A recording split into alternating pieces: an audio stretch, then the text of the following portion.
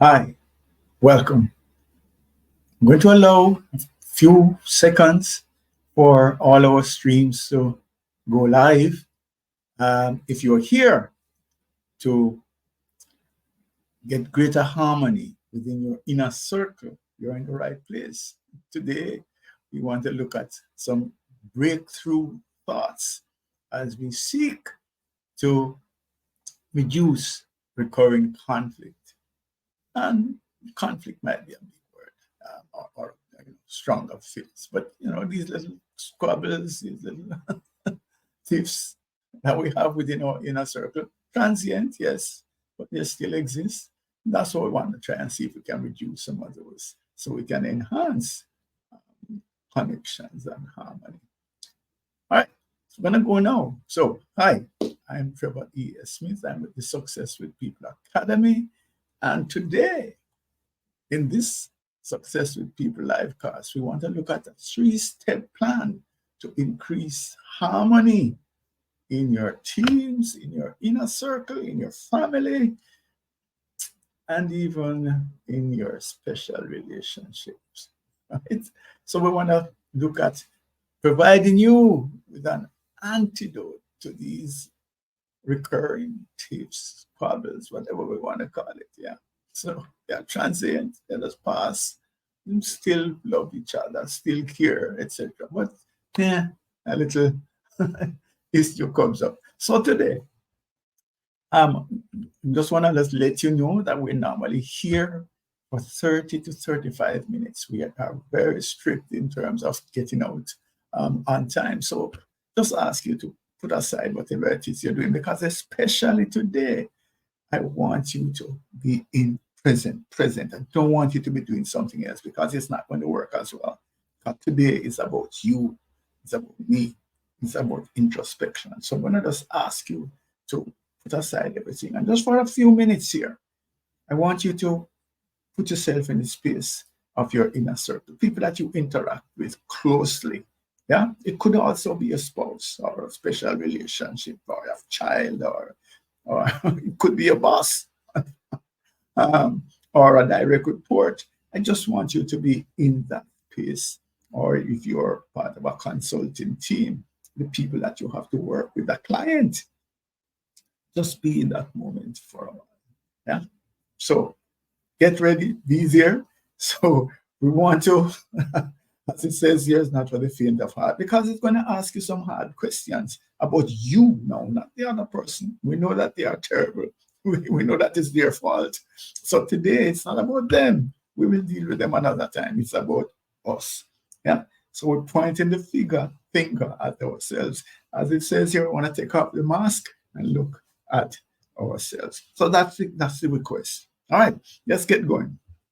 So there's a golden rule for me. A golden rule in terms of interpersonal relationships is that we can't get anybody to do anything. We can't force people to do anything when it comes to behavior, really, in terms of modifying their behavior, asking them to be different.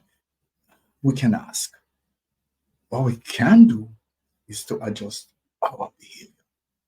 We can adjust our behavior. And so since we can't, quote unquote, fix the other person, let us see if we can make adjustment to our behavior that can make a difference to the team dynamics or to the relationship. Yeah. So we have the power to make adjustments from our side. And so today, that's what we want to look at. What is it that we can adjust to? How can we modify our behavior? How can we change our mindset such that it has a positive impact on harmony in the relationship? That's where we want to go. So, I don't know. I was shocked, as a big adult with a senior executive, as a matter of fact, the managing director of a large British company. We were in Trinidad, and the waiter was really obnoxious. It was really terrible in terms of service. And this managing director got up and he bared his chest and says, touch a button, touch a button. You know, we did that at school as little boys, that if you want a fight or if you have a dispute, you say, all right, touch a button. And then, of course, that would set off the fight. So he was there. So touch a button also works in adulthood. And where I'm going with this is that sometimes others do things that are equivalent to touch a button, or that they know it's going to provoke you. They know it's not going to land well, but yet still they do it. It's almost like a reflex action. And so there are then the question as to, can we foresee when we are in a position or in a place where this is a touch a button moment, where we are being invited to touch a button? And do we touch the button? Sometimes we do. And that's how it escalates into full-blown conflict. But what if we were to walk away and to say, I'm not going to touch the button. I don't want to play that game today. You know, the whole question of games people play is excellent. Byrne, is it? Who wrote it? So that's something that we do. It's a game. It's a game. We seem to enjoy it, even though it's a conflict. It seems to be part of the dynamic. We enjoy it, yeah, because it's transient. It doesn't really affect. So we do this, and we have the little squabble, and we move on from there. It seems as if it's part of the enhancement of the relationship, that we can have these squabbles, and yet still it doesn't affect how we feel about each other. So that's something that we want to look at. But I think that is coming from the place of conflict is inevitable. That mindset that says conflict is inevitable. You know, I have been trying to mount a campaign to say that, yes, conflict is inevitable, but many conflicts can be prevented. And so I want to get on a mantra to say that conflicts can be prevented. I'm not saying avoided, I'm saying prevented. If we can get ahead of the triggers, which is where I'm talking, the slide is talking about, is this whole idea that there's a trigger moment. Things start and then it moves. And if we are wise, we can see where it is going based on the trajectory of this matter. Given the people that we know and understand, this is the likely outcome. So why not? Yes? It's like lighting a match at the end of, a long fuse. And you'll be surprised to hear the explosion down the road. No. Yes? So we need to get to the place now. That's a skill that we need to develop. The capacity to identify triggers, to be quick to say, this is a touch a button moment, and you're not going down that road. So that's basically the idea. So let us now start with the process of introspection. Remember, we're going to look at a 3-step plan to minimize these squabbles, these conflicts, these recurring episodes of disruption, distractions, whatever we want to call it. That's what we want to do. So here is one perspective. There is the innocence perspective, where maybe the person who did the action, the trigger action, the one who actually pushed the button, says, man, why are you so upset? Why are you angry? Why are you reacting in this way? I don't understand it, and it's off-putting. It's off-putting. I don't like, I don't know why you have to react in this kind of way or respond in this kind of way. And the whole focus of the innocent is on the other person's behavior. It's on my behavior. They are completely free of guilt of any role in the matter. Who, me? No, have nothing to do with me. It's about you. You are the one who has responded in this kind of way, and I don't know why. Hmm, interesting. Okay, so I hope you can identify with some of this. Okay, so here's an introspection for us to look at. Right. So the first thing is to examine our roles in recurring conflicts. Just go back and just look at some recent conflicts, squabbles, whatever we want to call it. We can find nice names for it, but for convenience, we're calling it conflict here. And to see if we can get to the root cause. Yeah. Just trace back as to what happened. This is the outcome. We are here now, where the thinking is, hey, why are you behaving like this? Why are you ranting and raving? Why are you upset? Go back to see where it started. What were the trigger moments? So the question is, what if we, you, could minimize these transient recurring squabbles? Would it make life a little easier and better? Or maybe the relationship is dependent on them, but assume that that is not the case. What if we ask ourselves some critical questions? The first one is, at the very core, if we can be totally objective, what were the circumstances leading up to the current situation? What happened before? Let us see if we can go back to ground zero and to look at what happened before the squabble took place. Yeah. And then from that ground zero, look at each step, each movement, and to see what was our role in it. Did we do anything? What is it that we did? I'm not saying that we stimulated or we did anything wrong. Just wanted to know what was what did we do from ground zero? That's the question. Not assigning blame, not doing anything, not judging, just saying, what did I do? What did you do from ground zero? And so the third question is then, if I had acted differently at any one of these steps, could there have been a different outcome? Oh, but Trevor, I mean, I did the right thing. Oh, but I couldn't avoid what I did. Oh, but that wouldn't have any impact on the outcome. Okay, I'm saying to you, if you had done something different, could it have impacted the outcome? I'm not saying you could have, just if you had. Number four, if you had applied more emotional and social intelligence, could you have foreseen the outcome?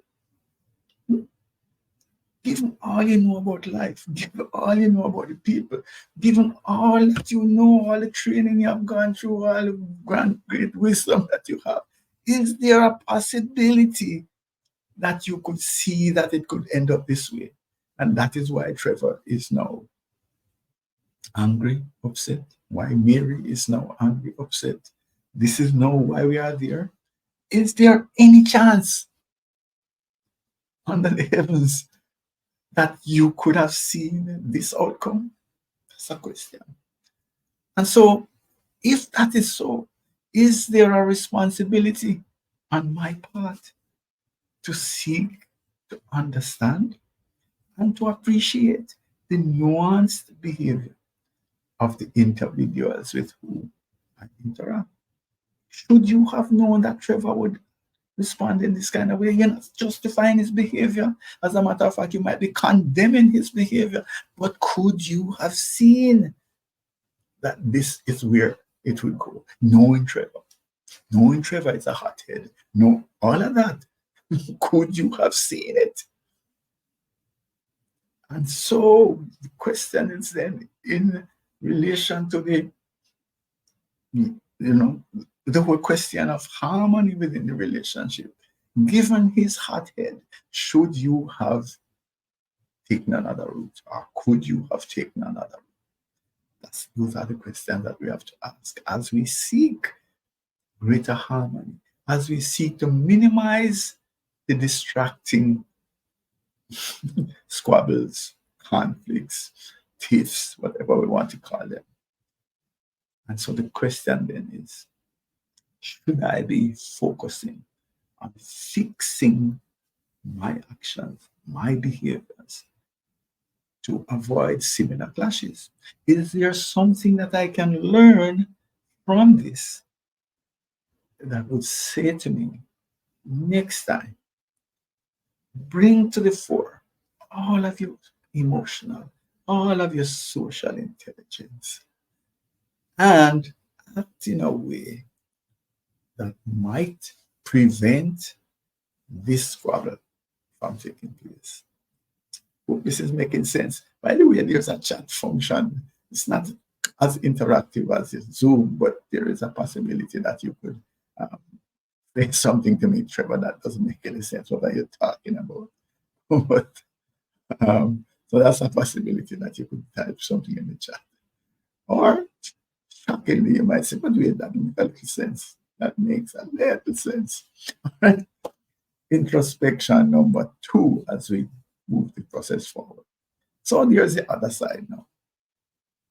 And that is the nature. What do you want me to do? You are the one that causes. If you didn't do that, why would, I wouldn't respond in the same way. You are the one that provoked me.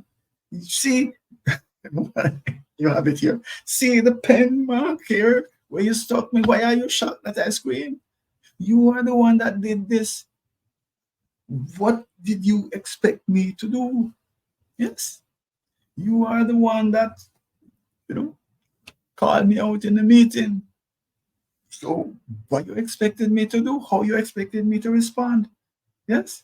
So that's it. So there's a person there that is saying, I am the victim.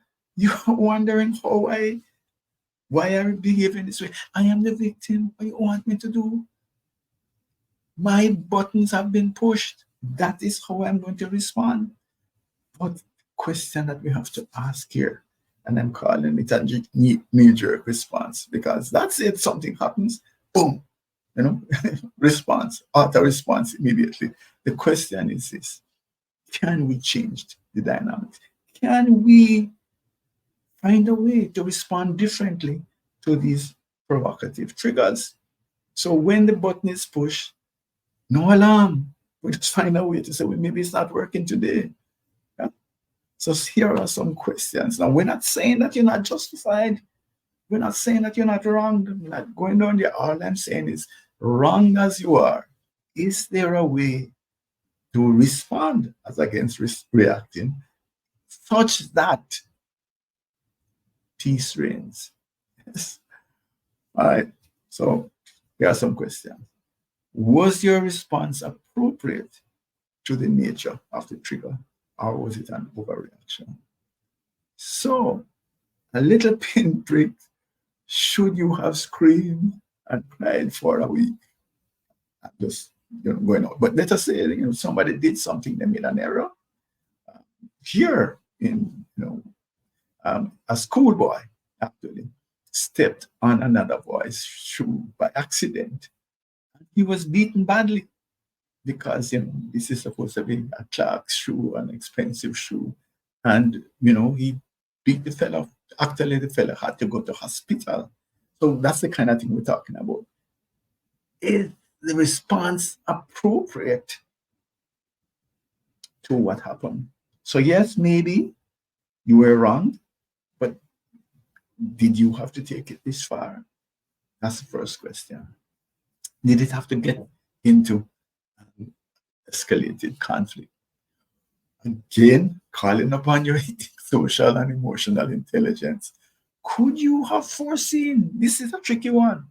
Could you have foreseen the way that you responded would not have solved the problem, but in fact would have caused another round of conflict? Yeah. So now we have one conflict. And because of the nature of your response, we have another set of things. Yes. Now it is about your style and your behavior and how it's landing and so on. It's not about the issue. The issue is in the corner now. Now it is, how do we respond, and why do you have to shout? Why do you have to behave in this kind of way? Yeah. Why would you have to send me this email about it, in this kind of way? Why do you use this language to me? Those are some of the things now. So that is the issue now. It's the language, it's the communication, it's the body language. That's the issue now. So the initial thing is behind. So should you consider that as well? That your response, your knee-jerk response, your auto response could be triggering yet another conflict. Of course, again, we're looking at the other side. Do you take time? Do I take time to understand and appreciate the behavioral styles of the individuals with which I interact on a regular basis? And if so, then what about my emotional maturity? Do I get to a place where I can start to control my auto responses, my knee-jerk reactions? And so could I have tempered my response? Yes, I was stuck, but instead of screaming out, like I'm getting an injection in the office, I don't want the nurse to think I'm a little baby, so I cannot. Okay, could I have done that in this situation where I cannot temper my reaction? So let's look at the 3-step plan that I've promised. The step 1 is to observe, identify, and pay attention to behavioral styles. Learn more about the people that you interact with on a regular basis. As a matter of fact, we are suggesting that you learn the language of behaviors, that you get a structured understanding of behavioral styles so that you see the nuances, and are able to respond appropriately, identify what behavioral style. So even with a client, a new person, how are they behaving? You can pick up whether they are using dominance, influence, steadiness, or conscientiousness, and respond appropriately. So if someone has the propensity to respond in a way that is displeasing to you, why would you create situations that make that kind of response obvious? Yeah. If you know that I don't like this, and when that situation comes, I'm going to behave in this kind of way, why are you creating that situation? Why are you making that situation available to me so that you can provoke me to behave in this way? Is that why? No, man. Why not use foresight and remove that option from the table? So if I know that this action is going to cause this reaction, then for a peaceful life, why do I do the action? But on the other side, and try to be balanced here, if on the other side, if I realize that Mary, or John, has a propensity to do things that I don't like, that John and Mary are going to provide triggers that are likely to provoke me, why don't I prepare myself to say, okay, I know that this action is going to come, and so therefore I'm going to train myself how to respond to them. I'm not going to give the knee jerk. I'm going to brace myself when I see John or Mary coming, or we are in this environment. I'm going to brace myself to make sure that I do not give them the satisfaction, or I do not explode. I do not respond in the way that I normally respond. I'm going to find a way to respond in a more productive and harmony-inducing manner. So the issue is that if I have a default reaction to every trigger, then I'm just a puppet. So John and Mary can just do anything and I will explode. All right. So step number 3 is the practice really. Just look at life. Uh, Sorry, this is step number 2. Practice tracing figures. Just look at life and to see, even if you're watching movies or whatever, just look at what happened here and where it led to, what it led to. So that's the beauty. Yeah. How did this event start? What was the outcome? What were the intervening factors? And so if we can predict how unfolding events end up, then we're going to learn. That's a skill that we will learn. So that when the things happen to us, we have those kinds of competencies already in place. And the third step is simple. Come out of the rain. Come out of the rain. Where I'm going with this, I'm saying is that it's not impossible for us to get caught in a shower of rain. But the wise ones of us would say, oh my gosh, I got caught in the rain. Let me just stand up here and get soaked. No. So what I'm saying is that these triggers might happen and you might move. The auto action might actually start, but stop. No, stop it. So we see ourselves going down the slippery slope, and if the auto response that is expected, that is traditional, is about to take place, stop, pull it, say, oh, you know something? I understand where you're coming from. I understand where you're coming from. Give me some time to process this, and I will get back to you. We can talk about it a little later. But let me just reflect on what it is that we're saying here, because we can talk about it a little later. So just extricate yourself, pull back out of it. So you see, you feel all the tension, you feel that you're about to explode. Step back. Okay, I hear it. I'm sorry. I understand where you're coming from. I understand what it is. Give me some time to think about this. We can talk about it later. Peace. Yeah. So those are the 3 steps. I'm going to go back. Basically, the one is just to identify, be able to pick up the styles from people so you know what's coming from them. Usually. So we know what is likely to happen. And then you practice, develop your competence in terms of looking at start, finish. And so we can know more about triggers and get more comfortable looking at triggers. And the third thing is come out of the rain. It's had started, you feel yourself going, you feel the energy coming up. I hear you, I understand. Let's talk about it another time. All right. So the bottom line is that conflicts can be prevented with awareness, yeah, and a willingness to engage in honest introspection. There is a role. I'm not saying it's your fault. I'm not saying it's my fault. All I'm saying is that maybe we could have avoided it or prevented it. I prefer to say prevent and avoid, if we apply our emotional and social intelligence to identify the trigger moments and to deal with them appropriately. That's how we're going to increase harmony in our inner circle, with the people that we interact with our bosses, with our husbands, with our wives, with our clients, with our colleagues. But practice. It's not going to happen overnight. Practice. I want to put something on the table for you. Very quickly, there is a possibility these things happen within our inner circle, whether it is family, husband, wife, small team you're working with, your inner circle at your job. And there is value, in understanding these things, because you spend most of your waking hours with these people, right?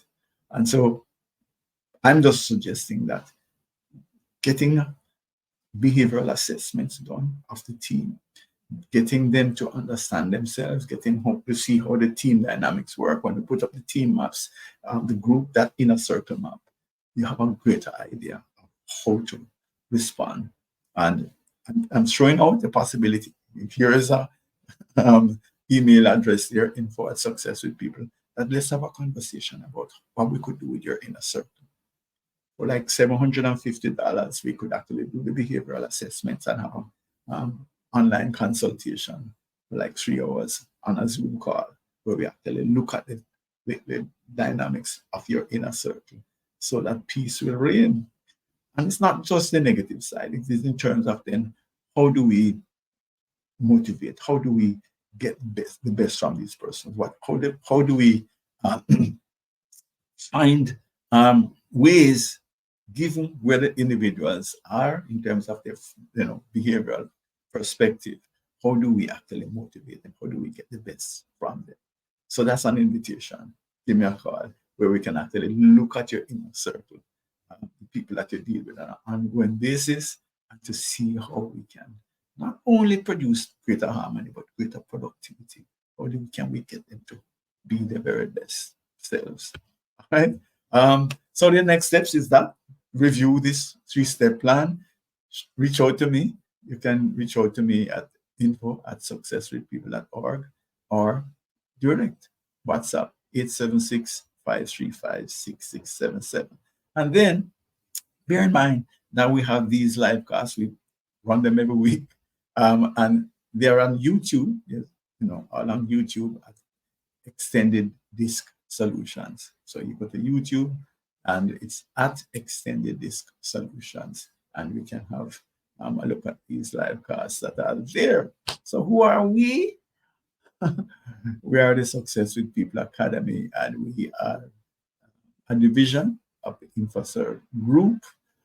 We are SHRM recertification providers, which means that when we provide professional development credits, they can be applied to SHRM CP or SHRM SCP recertification, which means basically we function at high internationally accepted standards. And we deploy our discerning model of communication and leadership, as well as our conflict prevention framework to guide you individuals, teams, their inner circle to greater harmony, greater performance, and productivity. Yeah.